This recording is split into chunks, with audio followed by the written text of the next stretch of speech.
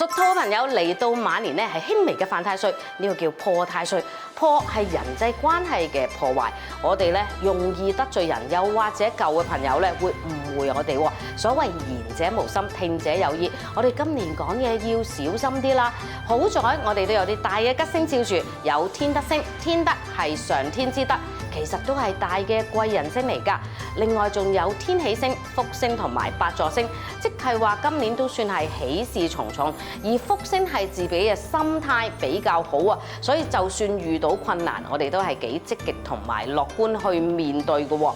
至於凶星方面有捲舌啊，是非口舌就在所難免啦。同時搞煞係一啲代表住一啲金錢嘅瓜葛或者人際關係嘅糾纏不清啊，加上咸池桃花係一啲虛幻嘅桃花，所以咧今年其實係有啲短暫嘅桃花，唔好對人太熱情啦，以免人哋誤會。建議今年塗一啲狗形嘅飾物，咁就會平安啲。亦都喺過年期間多用金飾，令自己嘅財運好返啲啊！